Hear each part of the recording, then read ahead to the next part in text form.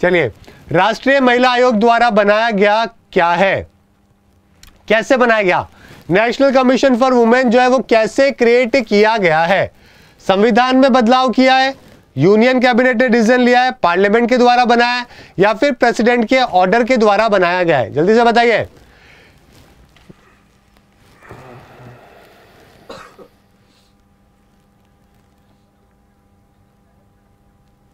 जल्दी से आंसर करो भाई, क्या होगा?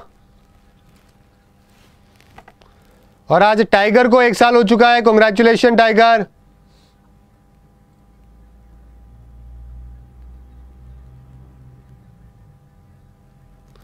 चलिए, आंसर यहां पे क्या हो जाएगा? आंसर हो जाएगा पार्लियामेंट के एक्ट के द्वारा, संसद द्वारा पारित अधिनियम के द्वारा दोस्तों नेशनल कमीशन ऑफ वुमेन है, जो कि 1992 के अंदर बनाया गया था। ध्यान दीजिएगा इस बात का।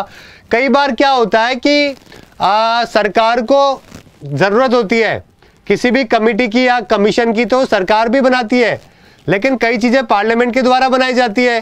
तो ये वाला जो है वो पार्लियामेंट के द्वारा बनाया गया है। समझ गए मेरी बात? 1992 के अंदर जो है इसका फॉर्मेशन किया गया था। National commission for women act 1990 के अंदर आया था दोस्तों। समझ गए मेरी बात? महिलाओं के लीगल स्टेटस को सेफगार्ड करने के लिए इसको बनाया गया था। साथ में गाइस वीडियो को शेयर कर दो ताकि और भी बच्चे ज्वाइन कर सके। व्हाट्सएप पे, टेलीग्राम पे, सब जगह शेयर कर दो गाइस ताकि और भी बच्चे ज्वाइन कर सके। हाँ, मुझे मालूम है सबका गलत गया है यहाँ पे, सर्वेश ने बिल्कुल सही बोला है। चलिए, अगला सवाल आपका, किस कानून के तहत यह निर्धारित है कि भारत के सर्वोच्च नागरिक न्यायालय में सभी कार्यवाही अंग्रेजी भाषा में होगी? सारी कार्रवाई सुप्रीम कोर्ट में इंग्लिश भाषा में होती है, आपको मालूम है ये बात। हाई कोर्ट के अंदर जो जजमेंट होता है ना, हाई कोर्ट के अंदर भी इंग्लिश में होती है वैसे तो, लेकिन लोकल लैंग्वेज भी अलाउ हो जाती है, लेकिन जो जजमेंट होगा वो कंपलसरी है कि वो आपके इंग्लिश के अंदर ही होगा। ये बात कर रहा हूं मैं हाई कोर्ट के बारे में, और वैसे हाई कोर्ट के अंदर भी इंग्लिश चलती है। सुप्रीम कोर्ट की बात करें तो यहां पे कंपलसरी दोस्तों, और आर्टिकल 348 के अंदर जो है इसके बारे में जानकारी है जो कि दे रखी है। भारत के संविधान का अनुच्छेद है 348, ठीक है, समझ गए मेरी बात? तो इस बारे में ध्यान रखिएगा। आगे बढ़ते अगले सवाल की तरफ दोस्तों, किसकी समीक्षा करने के लिए साइमन कमीशन का गठन किया गया था? बताओ भाई, साइमन गो बैक के नारे लगे थे ना, तो साइमन कमीशन का जो गठन किया गया था वो क्या देखने के लिए किया गया था? आंसर करो भाई इस बारे में। मनक बोल रहे हैं कि सर बाउंसर मत डालो। देखो, बाउंसर तो आएगी, यहां पे बाउंसर आएगी तो बढ़िया है, एग्जाम में बाउंसर आए उससे तो बढ़िया है। समझ गए? अगर एग्जाम वाली बाउंसर खेलनी है तो यहां वाली बाउंसर को खेलना पड़ेगा। प्रैक्टिस में नहीं खेलोगे तो मैच में कैसे खेलोगे? आंसर करो भाई, क्या होगा? देखो, हमारे भारत का जो एक संविधान बना हुआ था, 1935 का जो एक्ट आया था, उसको देखने के लिए साइमन कमीशन जो है वो बनाया गया था भारतीय संविधान को, ठीक है, कि 1935 वाला कैसा बनाना है। तो उससे पहले आया था गवर्नमेंट ऑफ इंडिया एक्ट 1919, समझ गए, जिसमें क्या किया गया था दोस्तों, प्रांतों के शासन के लिए द्वैध शासन जो है व्यवस्था की शुरुआत करी गई थी। तो इसके अंदर क्या था दोस्तों कि भाई भारत की प्रगति जो है वो 10 सालों के लिए देखी जाएगी, उसके बाद में आयोग आएगा। तो इस आयोग के अंदर कोई भी भारतीय नहीं था। अभी भारतीय नहीं होगा तो कैसे पता लगेगा कि भारत के अंदर क्या हुआ है कि नहीं, क्या नहीं हुआ है ना?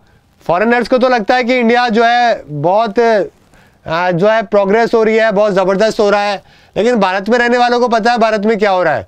समझ रहे हो ना? तो भारतीय होना जरूरी था, लेकिन कोई भी भारतीय नहीं था, तो फिर जो है इसको लेकर आंदोलन है जो कि किया गया था। फिर आया भारत सरकार अधिनियम 1935। ये वापस से किसके आधार के ऊपर बनाया गया? इसको वापस से, ठीक है, वापस से इसको साइमन कमीशन के द्वारा इसके ऊपर बेस्ड करके इसको बनाया गया था। ठीक है दोस्तों, चलिए अगला सवाल है दोस्तों, government of India 1935 British parliament के द्वारा पास किया गया था, और चार चीजों के ऊपर था। एक तो भाई इसके अंदर कमीशन की रिपोर्ट के आधार बनाया, गोलमेज सम्मेलन को आधार बनाया, 1933 का श्वेत पत्र को लेकर, और साथ में जो ज्वाइंट कमिटी थी उसकी रिपोर्ट को लेकर 1935 जो है गवर्नमेंट ऑफ इंडिया एक्ट है जो कि बनाया गया था। भारतीय संविधान में किस समवर्ती सूची को किस देश के संविधान से लिया गया है? समवर्ती सूची के बारे में आपको बताना है, कॉन्करेंट लिस्ट के बारे में। कॉन्करेंट लिस्ट के बारे में आपको बताना है दोस्तों, कहां से जो है हमने कॉन्करेंट लिस्ट को लिया है। 7 शेड्यूल है ना, कौन सा अनुसूची में है? 7th शेड्यूल के अंदर है। कितने आइटम्स है? 52 आइटम्स है जो कि इसके अंदर हमने शामिल करे हुए हैं। पहले 47 थे, अभी इसको 52 कर दिए गए हैं। जो दोनों की पावर होती है कॉन्करेंट के अंदर समवर्ती में, लेकिन सेंटर के बाद में ज्यादा होती है स्टेट से। यहां पे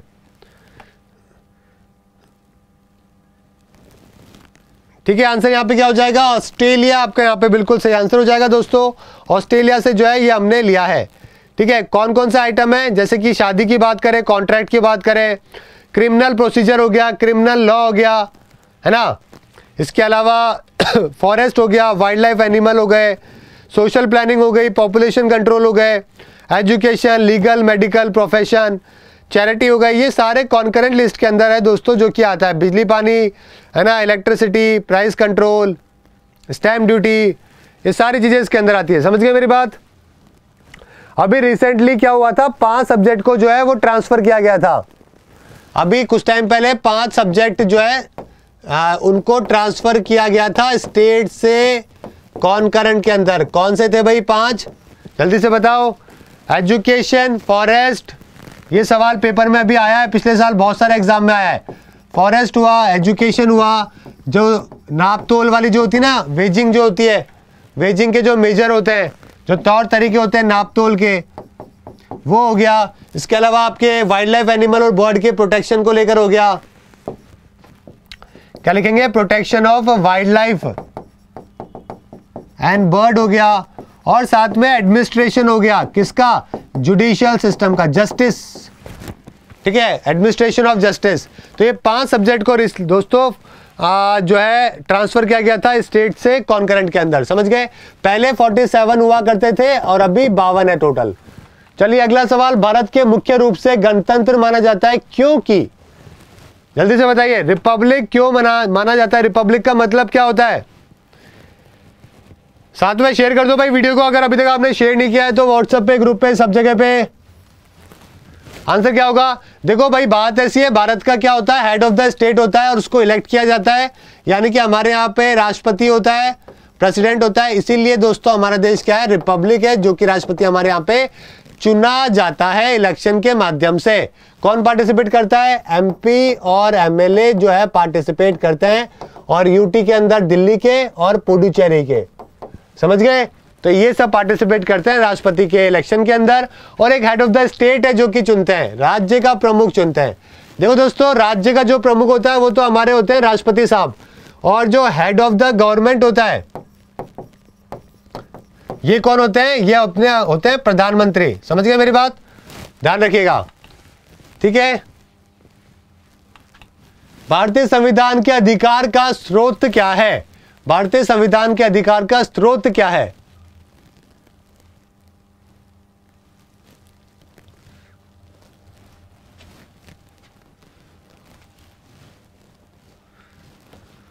जल्दी से बताइए, भारतीय संविधान के अधिकार का स्रोत क्या है? अरे भाई, कहां से लिया गया है? हमारे भारत के लोगों ने जो है भारत के खुद को जो है भारतीय संविधान दिया है। We the people of India. अरे भाई, पहला आर्टिकल क्या बोलता है? We the people of India जो है हमने क्या दिया है? ओके, हमारा संविधान हमारे लोगों को दिया है, प्रिम्बल के अंदर लिखा हुआ है। पहला आर्टिकल के अंदर तो हमारे नाम लिखा हुआ है इंडिया का, ठीक है, Bharat that is the union of states, वो तो हमारे आर्टिकल 1 के अंदर है। और ये जो बात है ना, ये आपके प्रिम्बल के अंदर जो है वो ये लिखी हुई है प्रस्तावना के अंदर कि हमने जो है हमारे लोगों को जो है क्या दिया है? संविधान दिया है। तो सी आपका यहाँ पे सही आंसर हो जाएगा।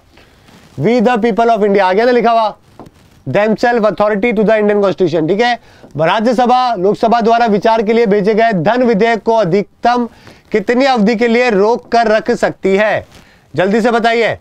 देखो भाई, मनी बिल से रिलेटेड जो पावर है वो सारी की सारी जो है वो लोकसभा के पास में है।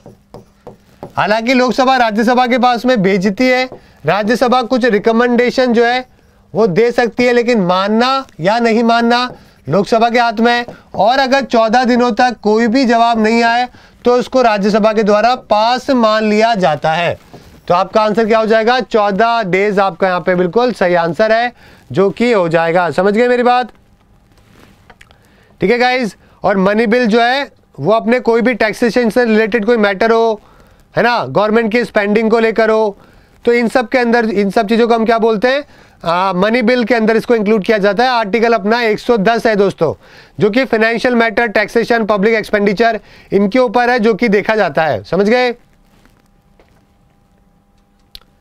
चलिए आगे बात करते हैं दोस्तों।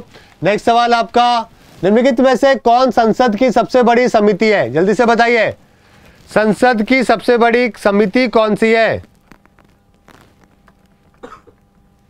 आंसर करो भाई, क्या होगा?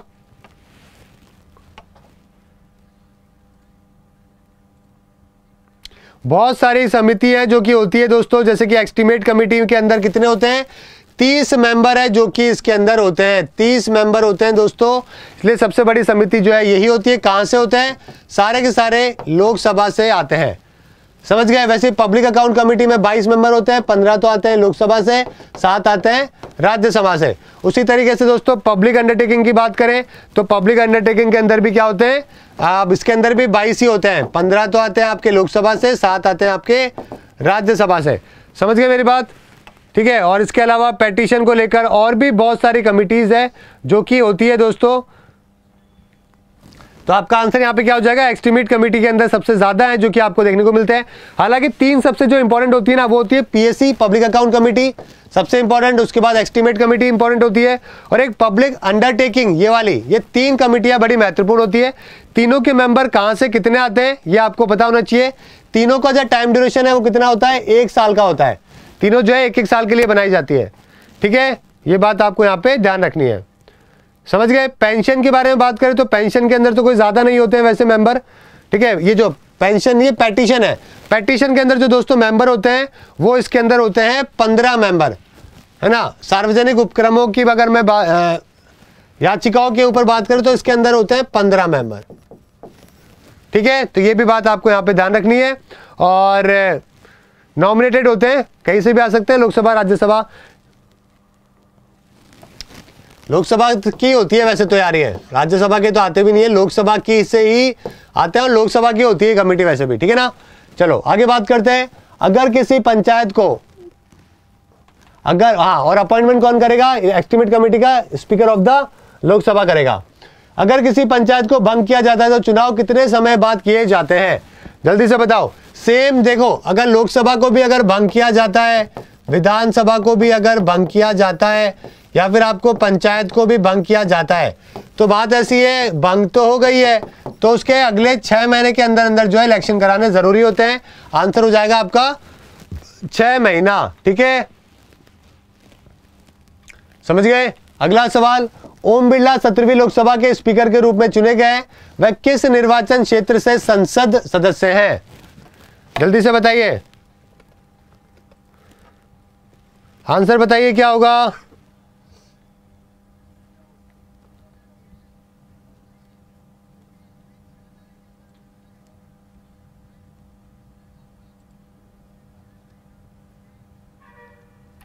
आंसर क्या हो जाएगा दोस्तों? यहाँ पे देखो, जो कोटा बूंदी जो निर्वाचन क्षेत्र है, यहां से ओम बिरला है जो कि चुने गए थे। ठीक है, राजस्थान से। आपातकाल का प्रावधान किस देश से लिया गया है?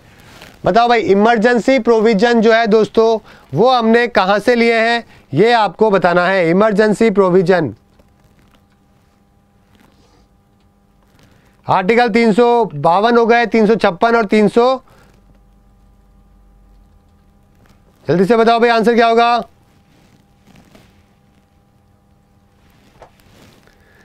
मैंने आपको पहले भी दोस्तों इसके बारे में बता रखा है कि हमने कहां से लिए हुए हैं पूरी की पूरी इमरजेंसी प्रावधान, या हमने जर्मनी से लिए हुए हैं। तो आपका आंसर क्या हो जाएगा? जर्मनी आपका बिल्कुल सही आंसर हो जाएगा। हमारा जो 18वां पार्ट है उसके अंदर जो है इसके बारे में मेंशन है। ठीक है, अगला सवाल, भारत का सर्वोच्च न्यायालय किसके द्वारा स्थापित किया गया था? कौन से एक्ट के द्वारा जो है सुप्रीम कोर्ट ऑफ इंडिया है जो कि स्टैब्लिश किया गया था, ये आपको बताना है।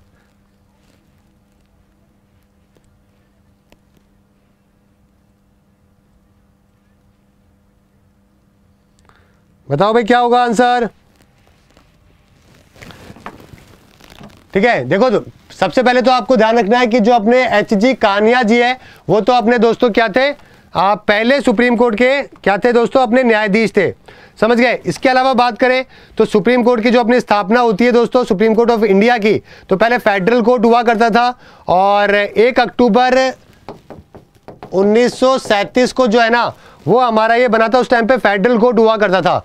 उसके बाद में देश आज़ाद हुआ तो 28 जनवरी को जो है 1950 को अपना सुप्रीम कोर्ट ऑफ इंडिया है जो कि बन गया। नंबर ऑफ जजेस कितने हैं, 34 है दोस्तों। और सबसे पहली बार जो है वो रेगुलेटिंग एक्ट के द्वारा जो है वो 1773 में सुप्रीम कोर्ट है जो कि सेटअप करे गए थे।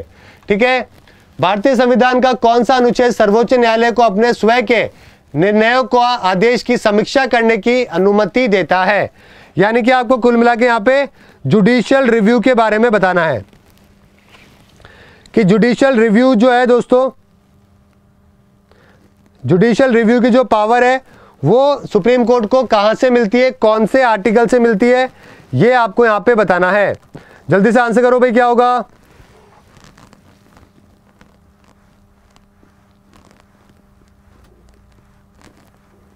आर्टिकल 137 क्या बोलता है, जुडिशियल रिव्यू के बारे में कहता है, ध्यान रखिएगा। ठीक है, जुडिशियल रिव्यू अगर कोई गलत फैसला आ जाए तो उसको वापस से क्या कर सकते हैं, चेंज कर सकते हैं। भारतीय सरकार अधिनियम 1935 के तहत अवशिष्ट शक्तियां किसको दी गई है, बताओ भाई। जो गवर्नमेंट एक्ट आया था 1935 उसके अंदर रेसिडरी पावर जो है ये किसको, गवर्नर जनरल को दी गई थी। तो सी आपका यहाँ पे बिल्कुल सही आंसर है जो कि हो जाएगा। ठीक है, संविधान सभा का सदस्य कौन नहीं था, कॉन्स्टिट्यूट असेंबली का सदस्य कौन नहीं था। आपको मालूम है दोस्तों उस टाइम पे महात्मा गांधी जी इसके अंदर शामिल नहीं थे, समझ गए। तो ए आपका यहाँ पे बिल्कुल सही आंसर हो जाएगा। ठीक है, और राजेंद्र प्रसाद पहले परमानेंट थे, सच्चिदानंद सिन्हा पहले टेम्परेरी प्रेसिडेंट थे इसके। ओके, लोकसभा के मालवंकर जी थे, पहले होम मिनिस्टर पटेल थे, प्राइम मिनिस्टर नेहरू जी थे, है ना। लोकसभा का सबसे लंबे समय तक का सेवा करने वाला स्पीकर कौन है, सबसे लॉन्ग टाइम तक लोकसभा के स्पीकर कौन रहे दोस्तों, बलराम जाखड़ है जो कि रहे हैं। ठीक है, तो बलराम जाखड़ आपका बिल्कुल सही आंसर है जो कि हो जाएगा।